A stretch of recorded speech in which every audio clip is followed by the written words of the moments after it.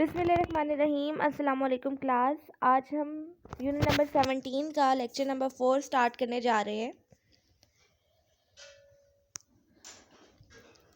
नए टॉपिक को स्टार्ट करने से पहले पिछले टॉपिक्स को थोड़ा रिव्यू कर लेते हैं, जिनमें हमने पढ़ा था transmission of radio waves through space के बारे में, फैक्स मशीन के बारे में और सेल फोन।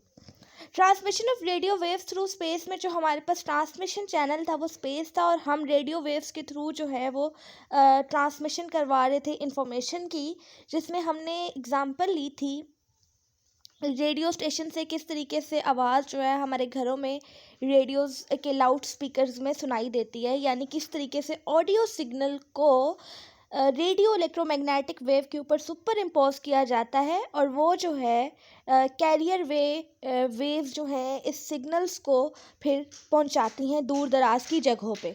उसके बाद नेक्स्ट बच्चों हमारे पास था फैक्स मशीन, और फैक्स मशीन में हमने देखा कि किस तरीके से ये एक पेज जिसके ऊपर कोई टेक्स्ट या ग्राफिक्स हैं उसको स्कैन करती है और इलेक्ट्रिकल सिग्नल्स में कन्वर्ट करके इसको भेज देती है दूसरी रिसीविंग एंड पे, जहाँ पे दूसरी फैक्स मशीन जो है इसकी कॉपी बना लेती है। जो इन्फॉर्मेशन होती है यूजुअली उसमें कोई बिल्ड इन प्रिंटर लगा हुआ होता है।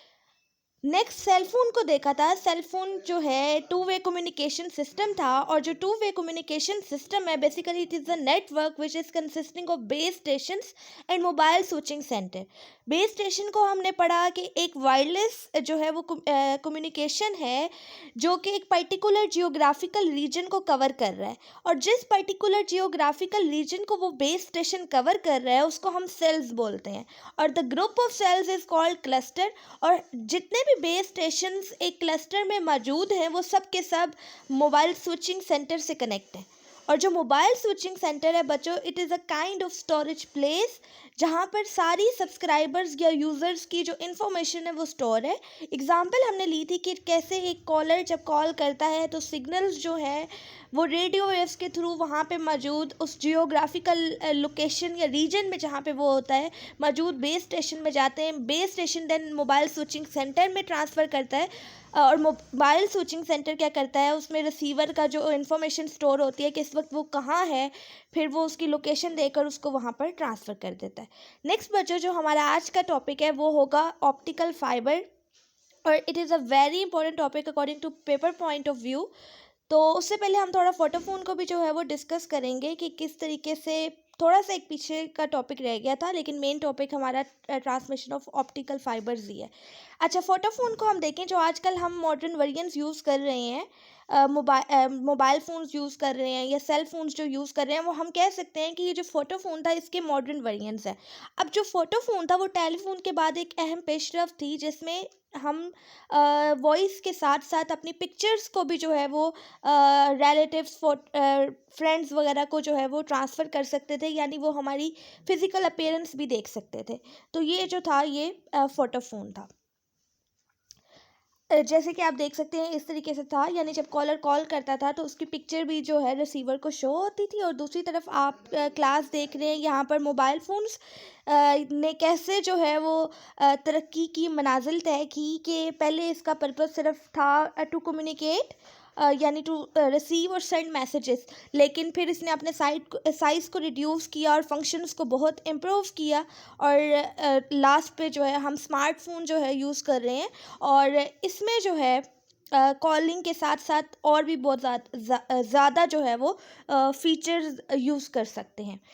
Next class transmission of light signals through optical fibres जो है, इसमें जो हमारे पास ट्रांसमिशन चैनल है it is a optical fibre, और इसमें हम जो ट्रांसमिट करवा रहे हैं इंफॉर्मेशन वो करवा रहे हैं लाइट सिग्नल्स के थ्रू। अब क्यों करवा रहे हैं लाइट सिग्नल्स के थ्रू, पहले भी आपको बताया था कि जो लाइट है, speed of light is much greater than the speed of sound waves, radio waves. तो इसकी जो स्पीड है यही वजह है कि ये इन्फॉर्मेशन अगर ज़्यादा भी होगी तो इसको दूर दराज के इलाकों में बहुत कम टाइम में बहुत ईजीली जो है वो लेके जा सकेगी। तो इसलिए जो है हम यहाँ पर यूज़ करवाएंगे लाइट बीम्स को यूज़ करवाएंगे ताकि सेंड करने के लिए इंफॉर्मेशन को फार ऑफ प्लेसेस में। क्लास इससे पहले कि हम इसकी ज़्यादा वर्किंग और कंस्ट्रक्शन में डिटेल में पढ़ें, सबसे पहले हम इसका वर्किंग प्रिंसिपल कि किस तरीके से इन्फॉर्मेशन को जो है वो ट्रांसफ़र किया जाता है एक एंड से दूसरे एंड में, उसको डिस्कस करते हैं। उसके लिए एक एनिमेटेड वीडियो है। क्लास, कभी आपने सोचा है कि आप कोई भी कॉल, मैसेज या ईमेल रिसीव करते हैं अपने पलक झपकते ही बहुत जल्दी, वो किस तरीके से? It is due to only optical fibre cable, जिसका जाल हमारे समंदरों के नीचे से और अंडरग्राउंड जो है वो पूरी दुनिया में जो है वो फैला हुआ है। अब ऑप्टिकल फाइबर केबल क्या है? Basically it is a bundle of गिलास फाइबर्स, और जो इनमें से एक गिलास फाइबर है ये ह्यूमन के हेयर के साइज़ के कंपेरेबल है, यानी जो एक ह्यूमन का साइज़ है उसके बराबर है। और इसी में से बच्चों जो लाइट है वो ट्रांसमिट होती है from one place to the another, यानी इन्फॉर्मेशन लाइट की फॉर्म में ट्रांसमिट होती है। और इसमें लाइट की बहुत अमेजिंग प्रॉपर्टी का यूज़ है, और वो प्रॉपर्टी क्या है कि स्पीड ऑफ लाइट जो है वो डिफरेंट मीडियम्स में डिफरेंट है, यानी जो रिफ्रैक्शन का फिनोमेना है, और रिफ्रैक्टिव इंडेक्स तो आपने पढ़ा होगा कि speed of light in vacuum divided by speed of light in medium. तो जब लाइट, यहाँ पे एक एक्सपेरिमेंट आपको शो हो रहा है कि जब लाइट जो है वो एक मीडियम से दूसरे मीडियम में जाती है तो स्पीड ऑफ लाइट के डिफरेंस की वजह से, उसके डिफरेंस की वजह से जो लाइट है वो बेंड हो जाती है बजाय सीधा जाने के, ठीक है। और इस बेंडिंग ऑफ लाइट को ही हम रिफ्रैक्शन बोलते हैं। और ये रिफ्रैक्शन कैसे जो है वो वर्किंग प्रिंसिपल है ऑप्टिकल फाइबर्स का, इसको हम थोड़ा डिटेल में पढ़ते हैं। अब क्लास, ये बेंडिंग ऑफ लाइट क्यों हुई है? It is because of refractive index, क्योंकि जो एयर का रिफ्रैक्टिव इंडेक्स है वो काफ़ी कम है as compared to the refractive index of glass. ये बेंडिंग ऑफ पेंसिल इन गिलास भी इसी वजह से, जो अभी आपको एग्जाम्पल शो हुई है, होती है। तो अब क्लास, करना हमने क्या है कि हमने ये जो हमारे पास लाइट सिग्नल है, हम चाहते हैं कि ये जो पहले वाला मीडियम है इसमें वापस आ जाए।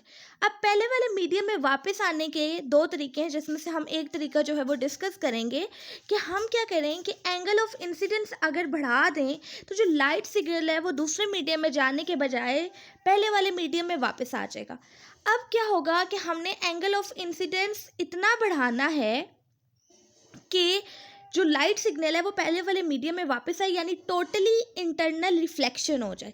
अब जिस पॉइंट पे या जिस एंगल पे जो लाइट सिग्नल है वो पहले वाले मीडियम में वापस आएगा तो उसको हम बोलेंगे क्रिटिकल एंगल। क्या बोलेंगे? Critical angle.